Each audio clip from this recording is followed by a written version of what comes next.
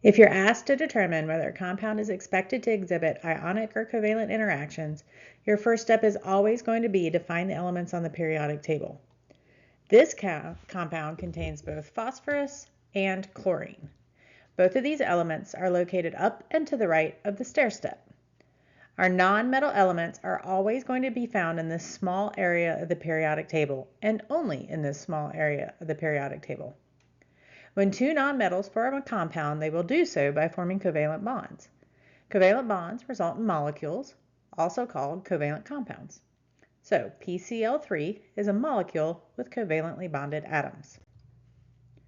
This compound contains iron, found in the middle of the periodic table with the transition metals, and chlorine, which is still on the right of the periodic table.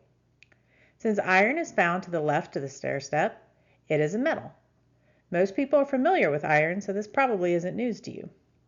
Chlorine hasn't moved, so it's still to the right of the stair step. This makes chlorine a nonmetal. This compound contains rubidium, found in group 1 on the very left of the periodic table, and chlorine, which we've already found a few times. As an aside, chlorine forms many compounds with both metals and nonmetals, so you'll see it a lot this term. Since rubidium is found to the left of the stair step, it is a metal. It behaves differently than the iron we just saw because it's a very different type of metal, but that's still a metal.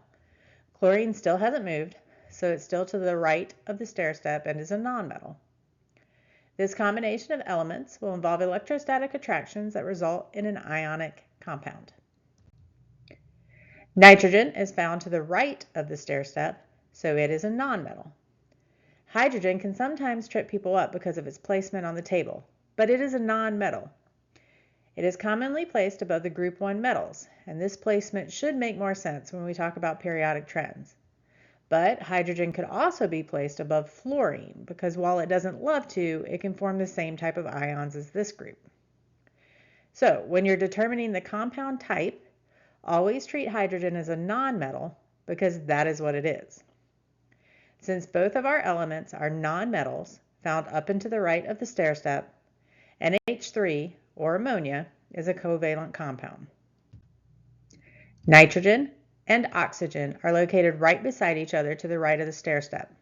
This close placement means that they will not only share electrons, they'll do a pretty good job of making sure that sharing isn't too terribly uneven. Nitrogen and oxygen will form molecules when they combine. They can actually combine in a number of different ratios, and all of those ratios will result in molecules.